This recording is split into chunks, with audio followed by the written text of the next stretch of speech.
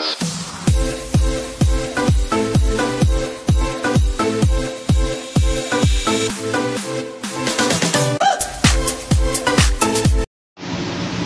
guys, magsinigang tayo ng bangus. Ayan, malalaking bangus natin, tsaka matataba. Kangkong.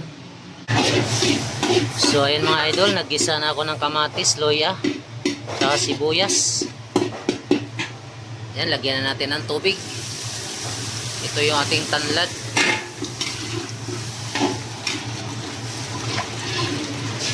Dinamihan ko na ng luya guys para matanggal yung lansa ng isda.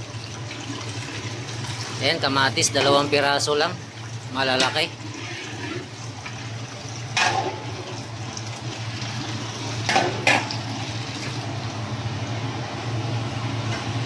So ayan, pakuluin lang natin.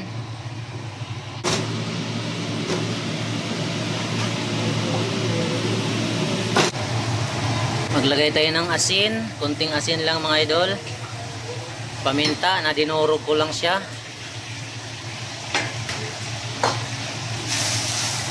Mas gusto ko mga idol yung gisahin yung kamatis sa sinigang na bangus,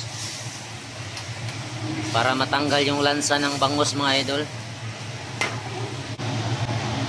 So ayan, kulo na. Ilagay na natin yung bangus.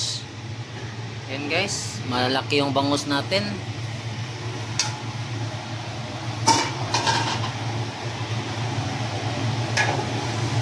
Ayan, dinamihan ko na ng sabaw.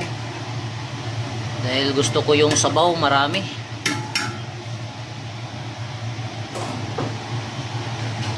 So syempre, maglagay na tayo ng patis.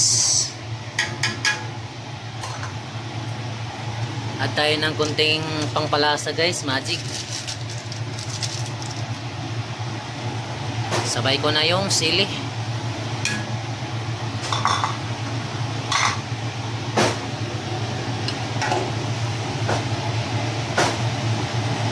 Yan, may tanlad tayo, panalo na mga idol.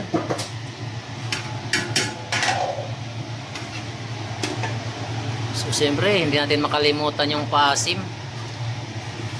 Ayan.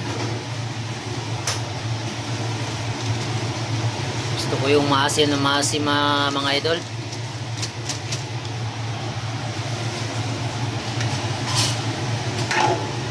So pagkulo nito, lagay na natin yung kangkong.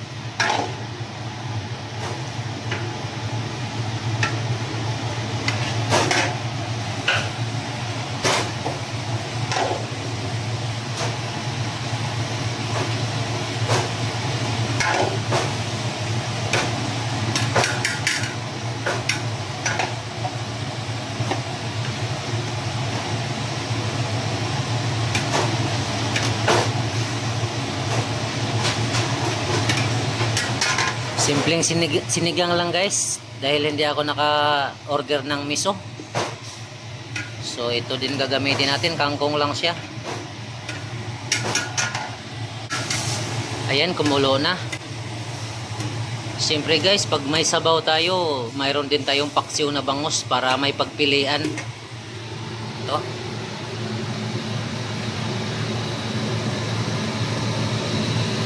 Yan guys, ang bango. Paksiw na bangus at sinigang na bangus.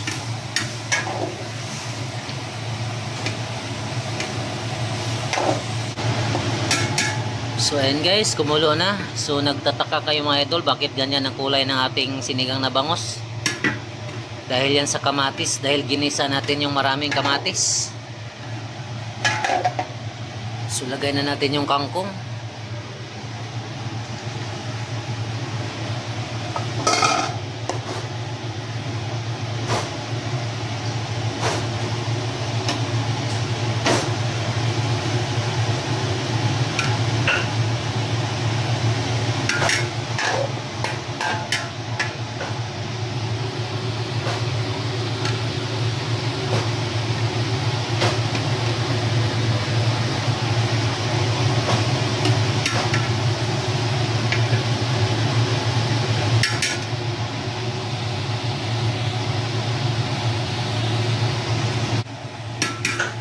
So yun na guys, luto na.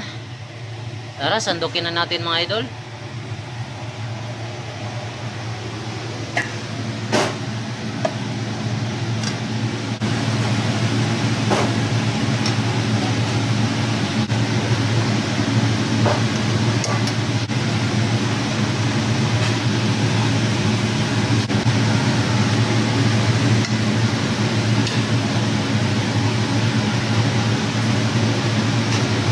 Guys, kain na po tayo.